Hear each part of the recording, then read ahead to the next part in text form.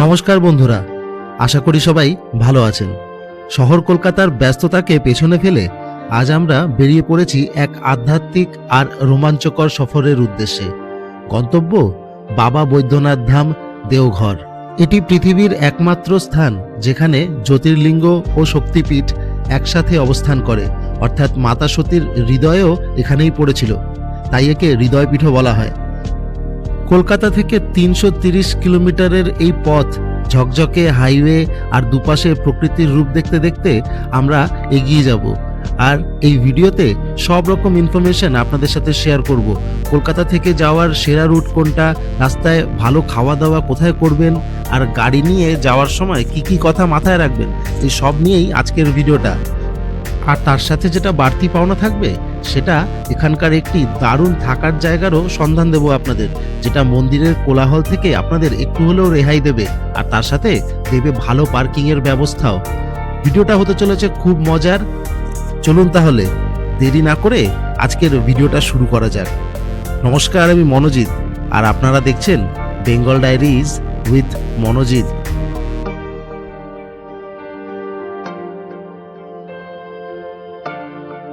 চলে এসেছি আরেকটা ভিডিও নিয়ে। আর এবার আমরা যাচ্ছি দেওঘরে। তো বাবা ধামে যাচ্ছি, সকাল সকাল বেরোচ্ছি। এখন বাজে 5:15। আর পৌঁছতে 12:30 পৌনে 1 হয়ে যাবে। 332 কিলোমিটার মতন রাস্তা। আমাদের জার্নিতে লাগবে 6.5 ঘন্টার একটু বেশি, তাই সকাল সকাল বেরিয়ে পড়েছি। আর দক্ষিণেশ্বরে পৌঁছেও গেলাম খুব তাড়াতাড়ি। চলে এসেছি নিবেদিতা সেতুতে। শুরুতেই জানিয়ে দিই আমাদের রুটটা। আমরা কলকাতা থেকে বর্ধমান, দুর্গাপুর, আসানসোল এবং জামতারা হয়ে তারপর দেওঘরের দিকে যাব। এদিককার রাস্তাটি কিন্তু বেশ ভালো। অন্যান্যবার কিন্তু আমরা দেখেছি যে কিছুদিন আগে পুরী যাওয়ার সময় বা দীঘা যাওয়ার সময় একটু বেলা হয়ে গেলে কিন্তু ট্রাকগুলো অনেক বেড়ে যায়। তবে এখনো পর্যন্ত এক্কা দোক্কা ট্রাকই দেখছি, অর্থাৎ স্মুথলি যাবো বলেই আশা করছি। রাজচন্দ্রপুর টোলটা পার করলে বুঝতে পারবো রাস্তায় ভিড় কিরকম আছে। যদিও ডানকুনির পর কিন্তু রাস্তা যথেষ্ট ভালো, জানি একটানা আমরা বেরিয়ে যেতে পারবো। আমাদের টাইমের মধ্যেই আমরা পৌঁছে যেতে পারবো অনেকটাই। ইচ্ছা আছে শক্তিগড়ের কাছাকাছি গিয়ে টিফিন করার। তো চলুন, সামনে আসছে রাজচন্দ্রপুর টোল। এই সম্পূর্ণ জার্নিতে পথে 3-4টে টোলের উপর থেকে যেতে হবে আমাদের। সবকটিরই ইনফরমেশন নিচে কিন্তু স্ক্রিনে দেখতে পারবেন, কত টাকা করে এখানকার চার্জ কাটে। তো দিনের প্রথম টোল গেল, কারণ আমাদের তো কাটার ব্যাপার নেই, কারণ আমাদের অ্যাকচুয়ালি 1 বছরের জন্য টোল রিচার্জ করানো রয়েছে পুরোপুরি। তো এই প্ল্যান অনুযায়ী আমাদের 200 খানা টোল ফ্রি হওয়ার কথা। এর আগে পুরী গেছিলাম, তাতে আমাদের কোনো রকম কোনো টোল চার্জেস লাগেনি, এখানেও লাগবে না যতক্ষণ আমরা ন্যাশনাল হাইওয়ের উপরে আছি। তো প্রথম টোল থেকে বেরোলাম। সামনে রাস্তাটা দুভাগে ভাগ হয়ে যাবে, একটা বোম্বে রোড, একটা দিল্লি রোড। তো বোম্বে রোড বাদিকে ঘুরে যাবে কোলাঘাট হয়ে দীঘা ওইদিকে, আর সোজা আমরা বেরোবো দিল্লি রোড ধরে। এই যে দেখছেন এখান থেকে রাস্তাটা ভাগ হচ্ছে, বাদিকে গেলে কোলাঘাট হয়ে দীঘা, ওদিকে চেন্নাই রোড, দিল্লি বোম্বে রোড, আর এদিকে হচ্ছে দিল্লি রোড। আমরা দিল্লি রোডে ঢুকলাম, সামনে ডানকুনি।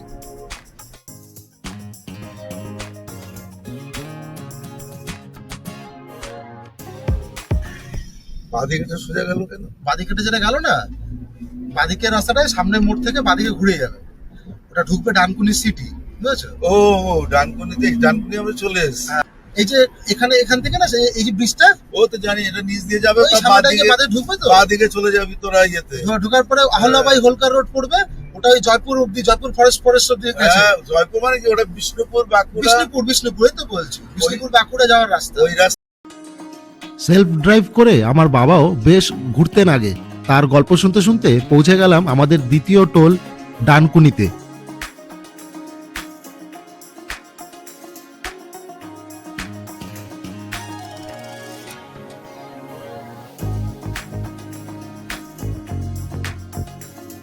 দিনের অন্যান্য সময় ডানকুনির এই চত্বরে বেশ যানজট থাকে, তবে ভোরবেলা বেরোনোর মজাই এটা। রাস্তাঘাট বেশ ফাঁকা পাওয়া যায়, আজকেও তাই হলো। ডানকুনি পার করার পরেই রাস্তা একেবারে ঝকঝকে তকতকে। কুয়াশার বুক চিরে আমরা এগিয়ে চললাম 100-110 কিলোমিটার বেগে। বাঁদিকে চলে গেল সিঙ্গুর, আর আমরা যাব সোজা বর্ধমানের দিকে। এখান থেকে বর্ধমান দুর্গাপুর হয়ে আসানসোল অবধি রাস্তা একেবারে সোজা, কোনো ঘোরাঘুরি বাদিক ডান দিক নেই, তাই সোজা চলতে থাকলাম।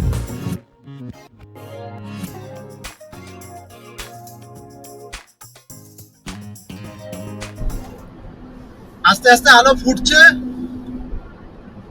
গাড়ি এখানে ভালো স্পিডে চালানো যাচ্ছে, তবে এটা আসানসোল অবধি কন্টিনিউ করা যাবে। তো আমরা যা বুঝতে পারছি তাতে 7:30 8টার আগেই আমরা ঢুকে যাব হয়তো শক্তিগড়ে। সেখান থেকে টিফিন সেরে নেব, আর তারপর এগিয়ে যাব আসানসোলের দিকে। তবে সকাল সকাল বেরোনোর সুবিধাই এটা যে রাস্তায় কিন্তু এখন একাদোক্কা যে ট্রাকগুলো রয়েছে, তাছাড়া বিশেষ ট্রাফিক নেই।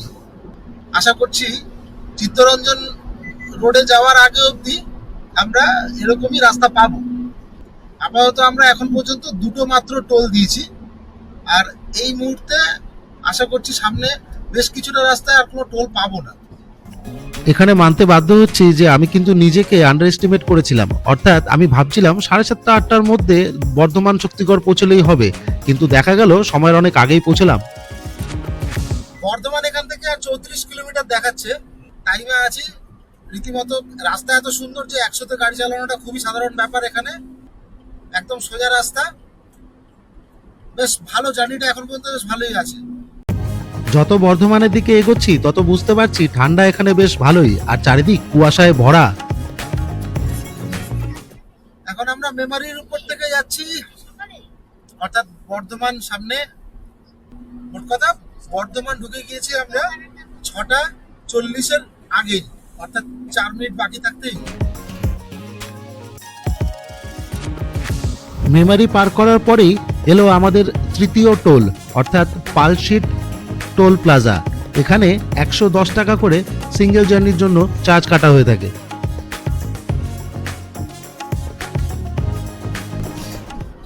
বর্ধমান যখন চলে এসেছি তাহলে শক্তিগড়ও কাছেই, আর শক্তিগড়ে টিফিনটাও সারতে হবে। তবে এত ভোরে শক্তিগড়ে এসে ভাগ্যে শুধু চাই জুটলো, আর অন্যান্য কোনো খাবার কিন্তু এখন অ্যাভেলেবেল নেই। সকাল সকাল শক্তিগড় পৌঁছে গেছি, সকালের টিফিন অ্যাভেলেবেল হয়নি। 7:15 বাজে, খাবার দাবার নেই বললেই চলে। এখন শক্তিগড় থেকে বেরিয়ে যাচ্ছি, কারণ শক্তিগড়ে ঢুকে দেখলাম সব জায়গাতেই কিন্তু একটাই কথা, যে আমাদের এখনো দেরি হবে। অর্থাৎ কচুরি এই মুহূর্তে রেডি নেই। ধোসা পাওয়া যেতে পারে, ইডলি পাওয়া যেতে পারে, কিন্তু তাতেও সময় লাগবে কিছুটা। তো আমরা ঠিক করলাম এখান থেকে চা খেলাম, চা খেয়ে বেরিয়ে যাই, কারণ এত সকাল সকাল 7:15-র সময় কচুরি টুচুরি খাওয়াটাও ঠিক হবে না। ভাবছি আসানসোলের আগে আমরা ভালো কোনো জায়গা থেকে খেয়ে নেবো। এই যে দেখছেন আমরা পেরোচ্ছি, যে বাঁদিকে ডান দিকে বাইলেন যেটা রয়েছে, এটা কিন্তু পুরো শক্তিগড়ই। শক্তিগড়ের শেষ হচ্ছে প্রায়। সবকটা দোকানই খোলা আছে, কিন্তু অ্যাভেলেবেল বলতে গেলে খুব সামান্য জিনিসই রয়েছে। হ্যাঁ, চাটা পেয়ে যাবেন। পানাগড় পৌঁছে সেখানে কোনো একটা ধাবায় খেয়ে নেবো বলে ঠিক করলাম, আর হলোও তাই। পানাগড়ের কাছে পেলাম একটি ঠিকঠাক হোটেল, যেখানে আলু পরোটা দিয়ে বেশ ভালোই ব্রেকফাস্ট সারলাম আমরা। এদিকটাতে কিন্তু ঠান্ডা বেশ ভালোই। বর্ধমান পার করে বেশ অনেকটাই এসেছি। আসার সময় বাঁদিকে এই রেস্টুরেন্টটা দেখলাম, এখানে কিন্তু আলু পরোটা সবই পাওয়া যাবে, কচুরি, তাই এখানে একটু খাওয়া দাওয়া করবো। ফাঁকা মাঠের উপর পাখিদের ছুটোছুটি, এই দৃশ্য দেখেই ফিল করলাম যে কলকাতা থেকে বেশ অনেকটাই দূরে চলে এসেছি আমরা। বর্ধমান পার করে গিয়ে পানাগড়ের কাছে এসে আমরা দাঁড়িয়েছিলাম, তো সেখানে খাওয়া দাওয়া করে নিলাম। আলু পরোটা খেয়ে ফেলেছি, পেট একদম ভরে গিয়েছে। এখন আর কোনো কিছু দেখা নেই, এবার সোজা চলবো আসানসোলের। ঠিক পার করেই আমাদেরকে আবার ডান দিকে ঘুরতে হবে। তো টাইমে আছি 8:38। তো এখন আমরা পানাগড় পার করে যাচ্ছি আসানসোলের দিকে। তো চলুন যেতে যেতে দেখাচ্ছি বাকিটা। পানাগড় থেকে বেরোনোর পর আমাদের ফার্স্ট টোল পড়ছে সামনে। এই টোলটার নাম আমি জানি না, তো এটার নাম আর এতে কত চার্জেস কাটে সেটা আমি নিচে মেনশন করে দেবো। এবার আমরা সোজা এগিয়ে চলেছি আসানসোলের উদ্দেশ্যে। সেখান থেকে আমাদের প্রথম ডাইভারশন আমরা আজকে নেব, আর সেটা হবে রাস্তার ডান দিকে। আর 112 কিলোমিটার মতন বাকি। তো এই বোর্ডটা এখানে দেখাচ্ছে মানে সামনে আমাদের সেই গন্তব্যটা হবে। এটা হচ্ছে পুরুলিয়া চিত্তরঞ্জন ডান দিকে, ওই একটা কোনো একটা কাঠ থাকবে যেটাতে বেরোতে হবে। এই যে কাঠ, এটা দিয়ে বাদি এই কাঠটাই আমাদের এটা নিতে হবে। মাঝামাঝি যাওয়ার পরে ডান দিকে ঢুকবে। তো এখানটা কিন্তু খুব ইম্পর্টেন্ট, এখানে কিন্তু আমরা বাদিকে এই পাইলেনটা নিলাম, অর্থাৎ ওই নিচের ব্রিজের নিচ থেকে আমাদের আবার ডান দিকে আবার যেতে ডান হবে। দিকে জানি ওটা শুরু হয়ে গেছে। এতক্ষণ আমরা যে এসছি আমাদের কিন্তু কোনো জায়গা বাড়ি এদিক ওদিক কোথাও যেতে হয়নি, সোজা রাস্তা। হ্যাঁ, রাস্তা যেরকম যেরকম এসে আমরা সেরকম সেরকম এসেছি। এই প্রথম কিন্তু আমরা এই যে ডাইভার্সনটা, এটা খুব ইম্পর্টেন্ট। ঝাড়খণ্ড মামা, বিহার না, ঝাড়খণ্ড। আমরা ঝাড়খণ্ড যাচ্ছি, আর একটুখানি গেলে তোমার আবার পশ্চিমবঙ্গের বর্ডার বাদিকে শেষ হয়ে যেতে যাবে। হবে। এই যে কার্ডটা আমরা নিলাম, এখানে রাস্তাটা এবার সিঙ্গেল লেন হবে। শুরুতে কিছুটা যানজট থাকতে পারে, এখন থেকে বাকি রাস্তাটিই হবে সিঙ্গেল লেন, তবে রাস্তা কিন্তু মোটামুটি ভালোই। আর গরমকালে কারেন্ট যেত বেশি। গরমের ছুটিতে কি হতো না, এই যে পড়াশোনার চাপ অতটা থাকতো না। সবে সবে স্কুল শুরু হয়েছে, হ্যাঁ, নতুন ক্লাস, ওই ছুটিতে মজা ছিল। আনন্দ। সকাল বিকাল সারাদিন খেলা শুরু। তুমি এখন ভাববে এই যে ইস, ওই লোডশেডিং আসলে ভালো হতো। হ্যাঁ? সপরিবারে কার ড্রাইভ করে গল্প করতে করতে ঘোরার মজা কিন্তু বছরে একবার দুবারই পাওয়া যায়, তাই আমরাও উপভোগ করছি বেশ। এই এখানে এই তো সামনে পশ্চিমবঙ্গের ঝাড়খণ্ড। বর্ডারটা শেষ।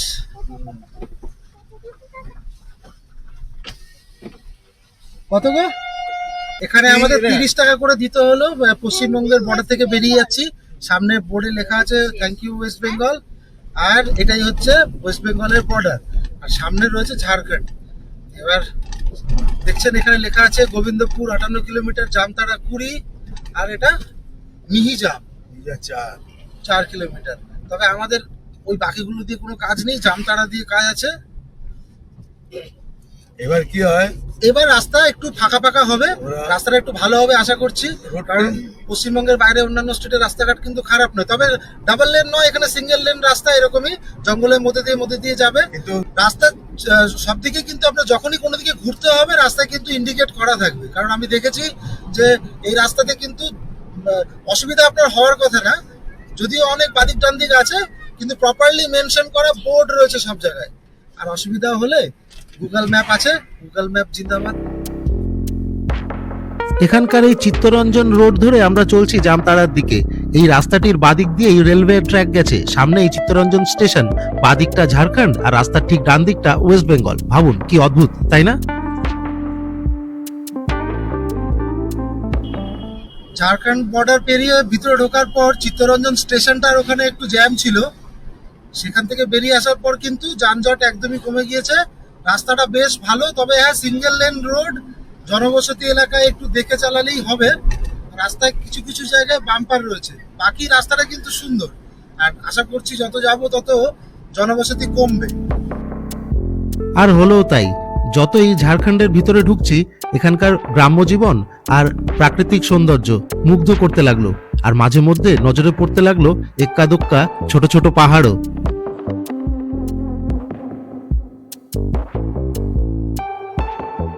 সামনে একটি ইম্পর্টেন্ট মোড় রয়েছে, সেখান থেকে আমাদের ডান দিকে ঘুরতে হবে জামতারার দিকে। আচ্ছা, এখান থেকে কিন্তু ইম্পর্টেন্ট, এখান থেকে ডান দিকে ঘুরতে হবে আমাদের, ঠিক আছে? এই মোড়টা থেকে কিন্তু আমাদের ডান দিক নিতে হবে, এখানে বল ডান দিক না বাদ দিক? ডান দিক।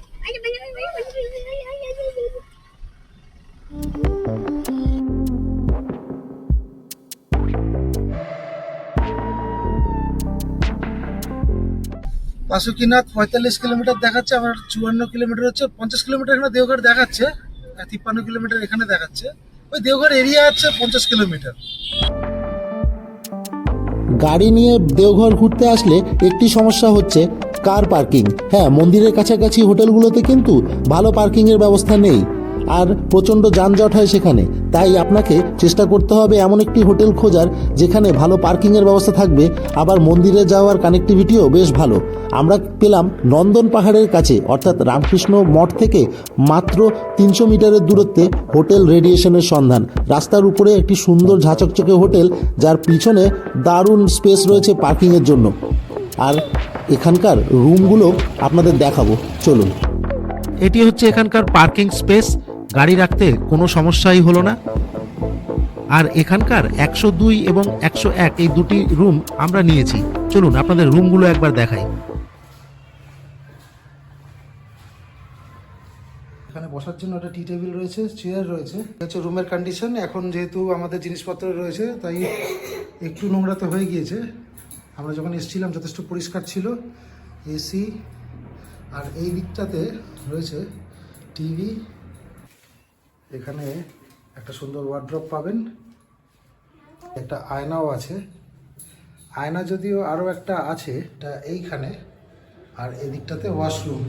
ওয়াশরুমটা যথেষ্ট পরিষ্কার দেখলাম, ঠিকঠাক আছে। এক্সস্ট ফ্যান, গিজার রয়েছে, এই বেসিন, যাবতীয় সব রকম প্রয়োজনীয় জিনিস রয়েছে এটাতে। ইভেন হ্যান্ড ওয়াশও রয়েছে দেখলাম। মোর ওভার রুমটা ভালো লেগেছে। ওয়াইফাই আছে ফ্রি, ওয়াইফাই কানেক্টটা করে নেবো। তো হোটেল রেডিয়েশনে এদের কিন্তু ফুড ডেলিভারি সিস্টেম রয়েছে। তো আমি এখানকার ফুড ডেলিভারির জন্য বলেছিলাম। তো আমরা 4টে ভেজ থালি অর্ডার করেছিলাম, আর তার সাথে 2টো চিকেন অর্ডার করেছিলাম, চিকেন কারি। 4 পিস করে থাকবে, 210 টাকা করে দাম। তো যা দিয়েছে সেটা দেখলাম। টোটাল প্যাকেজ আমাদের খরচ হচ্ছে 4টে ভেজ থালি আর 2টো চিকেন থালিতে, যা 2টো চিকেন কারি প্লেট আমাদের 1022 টাকা চার্জ করেছে। কী কী দিয়েছে এবং কি প্রেজেন্টেশনটা ছিল সেটা দেখিয়ে দিচ্ছি আপনাদের। একটু ইন্টারেস্টিং লাগলো হোটেল হিসাবে। দেখুন, প্যাকেজ থেকে বেরোলো প্রথমে 2টো রুটি, এখানে লং গ্রেন রাইস রয়েছে, তার সাথে এখানে দেখুন আলু ভাজা রয়েছে, ডাল রয়েছে, আর মিক্সড ভেজ রয়েছে। এখানে চাটনি রয়েছে, একটু পেঁয়াজ টেয়াজ রয়েছে, পেঁয়াজ লঙ্কা। কোয়ালিটি কিন্তু আমার দেখে ঠিকঠাকই মনে হচ্ছে। খেতে কীরকম লাগছে বাবা? ভালো, খাবারের কোয়ালিটি ভালো। তো প্রেজেন্টেশনটা বেশ ভালোই লাগলো। আর আমাকে এখান থেকে ওরা আলাদা করে বললো, এখানে আপনি যা যা অর্ডার করবেন মেনু দেখে, ফোন নাম্বার ছিল, ফোন নাম্বারে ফোন করে বলে দিলে রুমে ডেলিভারি হয়ে যাবে।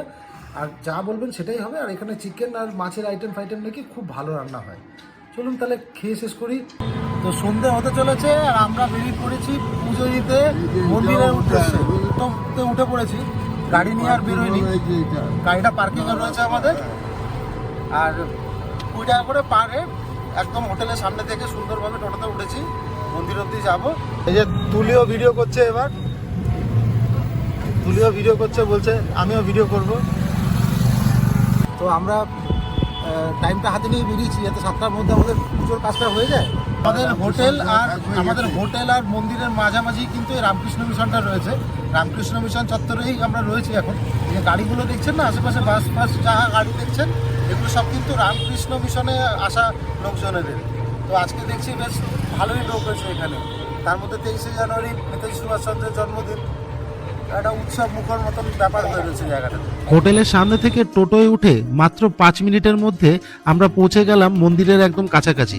তবে সম্পূর্ণ মন্দির অবধি তো টোটো নিয়ে যাওয়া সম্ভব নয়। সেক্ষেত্রে আপনাকে 600-700 মিটার বা তার সামান্য বেশি হাঁটতে হতে পারে। সেটা আপনি যেখানেই থাকুন না কেন আপনাকে করতে হবে। সেই হিসাবে বলবো আমাদের হোটেল থেকে এখানকার কানেক্টিভিটিটা বেশ ভালো। মন্দিরের কাছে পৌঁছে জানতে পারলাম আজ একটি বিশেষ তিথি রয়েছে, অর্থাৎ আজ সন্ধেবেলা বাবার শৃঙ্গার করা হবে। সেজন্য মন্দির কিন্তু তাড়াতাড়ি বন্ধ হয়ে যাবে কিছুক্ষণের জন্য। আমরা এখন মন্দিরের একদম গলিতে ঢুকে গেছি, আর একটুখানি গেলেই মন্দিরটা। তো টোটো আমাদের আজকে যেখানে নামালো সেখান থেকে কিছুটা হাঁটতে হলো, প্রায় 800-900 মিটার মতন। মন্দিরের প্রবেশদ্বারে পৌঁছতেই পান্ডারা ধরাধরি শুরু করলো, যেমনটা সব জায়গায় হয়ে থাকে।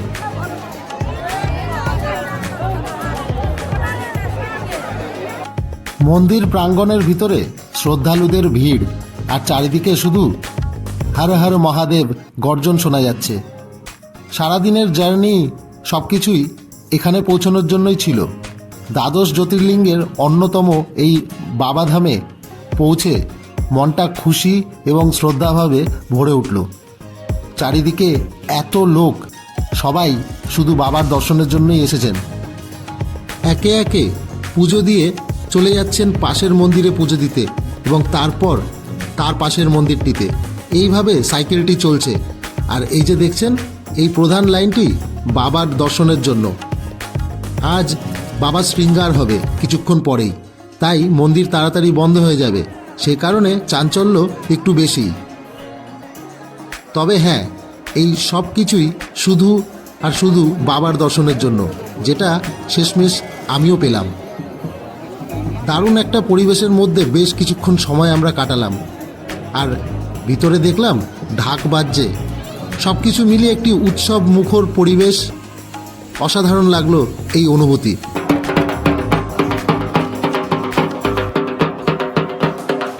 প্রচণ্ড আজকে, আর স্পেশাল অকেশন আছে, প্রচুর লোক এসছেন আজকে। পুজো দিয়ে বেরিয়ে এলাম আমরা, প্রচণ্ড ভিড় আজকে দেখলেন। তো এবার এখান থেকে হোটেলের দিকে যাওয়ার আগে মার্কেটটা দেখার চেষ্টা করবো কিছুটা, দেখা যাক মানে কোন দিক দিয়ে যাই, তো সেই হিসাবে আপনাদের দেখাবো। এখানকার অন্নপূর্ণা পেড়া ভাণ্ডার কিন্তু খুব বিখ্যাত। 360 টাকা 1 কেজি অন্নপূর্ণা পেড়ে। তো খেতে ভালো লাগলো বেশ, টেস্টটা সাটল টাইপের ছিল। প্রচণ্ড খাবারের বর্ণনা দিও না, ওদের লোভ লাগবে না। না, লোভ লাগবে না, বলতে হয় ওদের। তুমি বলছে যে খাবারের বর্ণনা দিতে না, সবার লোকই লোভ লাগবে, প্যাড়ার জন্য কারোর লোভ লাগবে না। হ্যাঁ, এটা একটা ইনফরমেশন যে যার দরকার হবে সে এই দোকান থেকে নিতেও পারে। মন্দির চত্বরের বাইরে এই মার্কেটটিতে প্রায় সব কিছুই পাওয়া যায়। আপনি চাইলে আপনার বাড়ির জন্য কোনো সুভিনিয়ার অবশ্যই নিতে পারেন, তবে দাম কিন্তু অনেক বেশি। এদিক থেকে সোজা গেলে টাওয়ার চক পড়বে, টাওয়ার চকের হোটেলগুলো দেখাবো।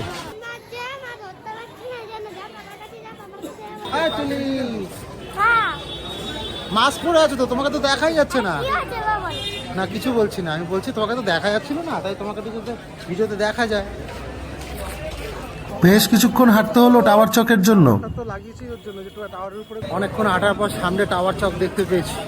এখানে রয়েছে টাওয়ার চকে, টাওয়ার চকের আশেপাশে যে জায়গাগুলো রয়েছে হোটেল মধুবন কিন্তু বেশ ভালো দেখাচ্ছি। টাওয়ার চকের একদিকে রয়েছে অশোক টাওয়ার আর অন্যদিকে রয়েছে হোটেল মধুবন। হোটেল মধুবনে কিন্তু বেশ সুনাম রয়েছে, যারা এমনি ট্রেনে আসেন এখানেই থাকা পছন্দ করে থাকেন। আজকের মতন অ্যাক্টিভিটি শেষ। আগামীকাল সকালে তাড়াতাড়ি উঠতে হবে। তপবন পাহাড়, ত্রিকুট পর্বত, এমনকি নলাক্ষা টেম্পল, এই জাতীয় যত জায়গা রয়েছে সব ঘুরে দেখব কার ড্রাইভ করে। সে নিয়ে নতুন করে একটা ভিডিও তো নিশ্চয়ই বানাবো।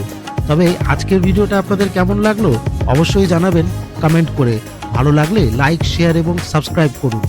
আপনাদের সঙ্গে আবার দেখা হবে পরের ভিডিওতে। সবাই ভালো থাকবেন বন্ধুরা।